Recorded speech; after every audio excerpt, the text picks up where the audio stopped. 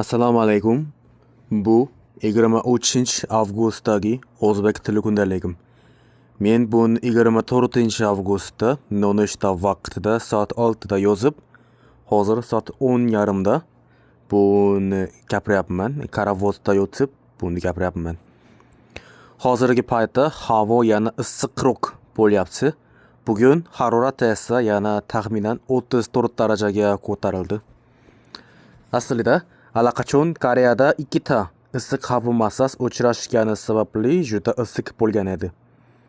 Lekin Xitoyga juda kuchli tayfunlar kelgani sababli qisqa vaqt ichida havo massalar kuchsizlandi.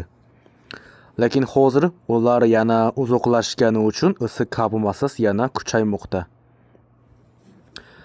Bundan tashqari, shu sababli hozirgi paytda yana harorat ko'tarilyapti. Bundan tashqari, hozir yana 3 ta kuchli tayfun kuchaymoqda. Shimoliga kelmoqda. Saudel, Nara va Kanari. Ayniqsa, Saudel avgust oyining boshida Xitoyga katta zarar yetkazgan Dolphin nomli tayfun kabi Guamdan paydo bo'lib, Okinawani o'tib, hozir Xitoyga ketyapti. U ob-havo ma'lumotida ertaga yoki indinga, uzoq vaqtda esa 28-avgustda Xitoyga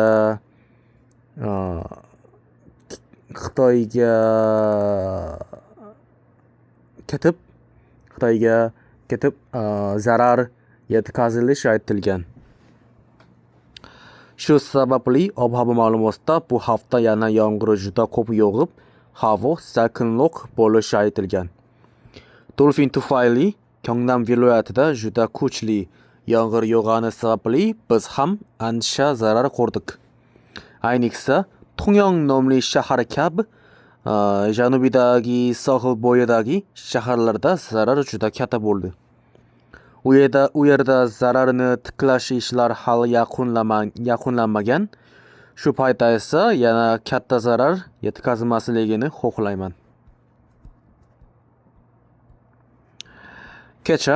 Kechqurun soat 11da avgust oyining CRL final bosqich boshlandi.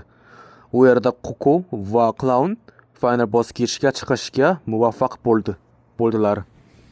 Men buni Takkangjong nomli koreys ismli taomi bilan tomosha qildim. Bu Takkangjong bu koreys ismli qovurilgan tovuq taomi. Coco LCQda ishtirok etishi uchun kumush yo'llanma olish uchun hech bo'lmasa 9-dan 12-o'ringa chiqish kerak. Bu esa birinchi kunning o'zida omon qolish kerakligini anglatadi. U birinchi jangda final bosqichga chiqqan. U bilan birga birinchida final bosqichga chiqqan Evolve ismli o'yinchi bilan uchrashib, undan g'alaba qozondi. Birinchi jangda g'alaba qozonsa, bu hech bo'lmasa 9-dan 12-o'ringa chiqishini anglatadi. Bu juda yaxshi edi. Lekin ikkinchi jangda Bugi ismli o'yinchi bilan uchrashishga majbur bo'ldi. Bugi bu CRL Jahon final musobaqasida 2 marta g'olib bo'lgan juda kuchli o'yinchilardan biri. Aslida CRL Jahon final musobaqasida 2021-yildan hozirgacha faqat 2 ta odam g'olib bo'lish majbur bo'ldi. Faqat Muhammad Light va Mugi. Afsuski, u Mugidan mag'lub bo'lib, mag'lublar braketiga tushib qoldi. Clown esa birinchi jangda Bugidan mag'lub bo'lib, mag'lublar braketiga tushdi. Ikkinchi jangda esa Coco'dan mag'lub bo'lib, birga mag'lublar braketiga tushgan Evolve bilan uchrashdi. Aslida men Clown g'alaba qozonishini o'yladim. Chunki Evolve hozir final bosqichga chiqqan 16 ta o'yinchilardan eng kuchsiz deb baholanayotgan o'yinchilardan biri. Lekin afsuski, u Evil bilan mag'lub bo'ldi. Natijada Clown 13-dan 16-o'rinda musobaqani tugatishga majbur bo'ldi. Lekin u allaqachon oltin yo'llanmani olgani sababli endi qo'shimcha saralashdan o'tmasdan Shanxayga keta oladi. Bu final bosqichining birinchi kuni bugun tungi soat 5:30 atrofida tugadi. Men buni juda qiziqarli deb o'yladim, qiziqarli ko'rdim. Koko shu bosqichda yaxshi o'ringa chiqib, hech bo'lmasa LCQda chiqib, hech bo'lmasa LCQda ishtirok etishini xohlayman. Hozir buni yozib gapirayotganimda musobaqa tugadi. Buning natijasi haqida esa ertangi kundalikda yozmoqchiman. Men musobaqa tugagandan keyin o'zbek tili kundaligimni qisqa vaqt ichida yozib buni videoga olgandan keyin o'qladim. Aslida men kechagi kundalikka esa faqat 5 minut 6 minut atrofida videoga olgan ekan. Bu shu sababli. Kechagi kundalikda yozish uchun hech qanday mavzu yo'q edi. Kecha juda tinch, lekin juda zerikarli edi. O'qish ham ancha qilmadim. Bugun soat 6:30da uxlab, soat 10da uyg'ondim. Juda qisqa vaqt uxlashga majbur bo'ldim, chunki odatda bu paytda uxlamayman-ku. Men odatda eng erta vaqtda ham taxminan soat 10lar atrofida uxlayman. Men savdo ingliz tilini 1,5 soat atrofida o'rganib, ko'p dam oldim. Dam olayotganimda otam oilamizga bugun kechqurun soat 5da yaqindagi univermagga borib, xarid qilib, kechki ovqatni yeyishimizni aytdi. U hozir Keti kartasida balari juda ko'p bo'lgani va ular kelasi Chusoq bayramigacha sarflash kerak bo'lgani uchun shunday aytgan edi.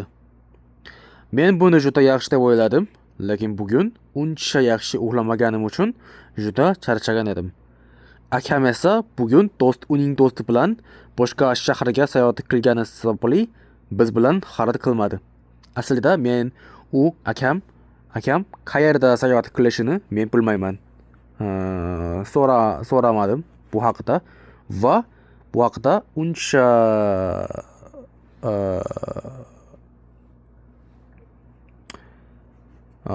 qiziqarli emas bu haqida.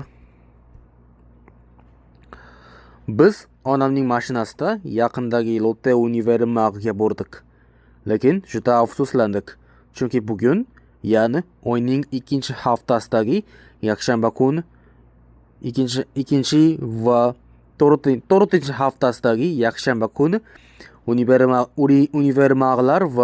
univermaglar ko'pincha yopiq bo'ladi. Biz u yerga yetib borgandan keyingina buni bilib oldik. Bu Koreyadagi qonunda yozilgan. An'anaviy bozorlarni himoya qilish uchun hamma univermaglar va gipermarketlar har oyning 2 va 4-haftasidagi yakshanba kunlar dam olish kerak. Ular boshqa kunda ham dam olishi mumkin, lekin hech bo'lmaganda bir kun, 2 haftada bir kun dam olish kerak. Shuning uchun Lotte univermag ichida faqat bir nechta do'konlar.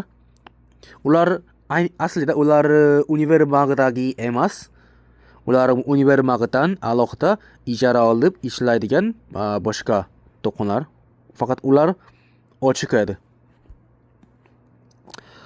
Otamning bellarini faqat Lotte univermagda sarflash mumkin edi. Shu sababli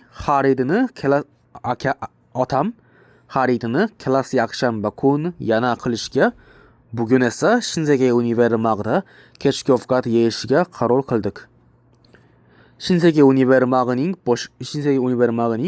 boshqa univermaglar va gipermarketlardan bitta farq bor. U dushanba kuni dam oladi. Chunki u yonidagi Imats nomli gipermarket bilan bir xil boshqaruv ostida. Imats gipermarket yakshanba kuni dam olganda Shinsegae univermag ochiladi.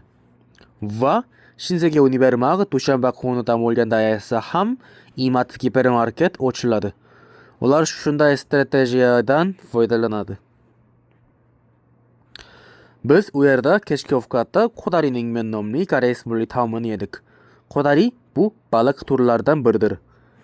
Men buni yegandan keyin 1 soat davomida uyda qisqa uyqu qilib soat 8da ish uchun uydan chiqdim. Bugun kechqurun soat 11da Final Boss Kitchen'ning ikkinchi kuni boshlandi. Shu sababli odatdagidan artaroq soat 9:30 atrofda ishlarni, mahsulotlarni tartibga keltirish, ichimliklarni ham tartibga keltirish va qahva mashinasini tozalash, yaroqlilik muddat o'tgan taomlarni tashlash, shunday ishlarni qilib, soat 11da musobaqani tomosha qildim. Bu haqida esa aytganimdek, ertangi o'zbek tili kundaligimda yana yozmoqchiman. Rahmat.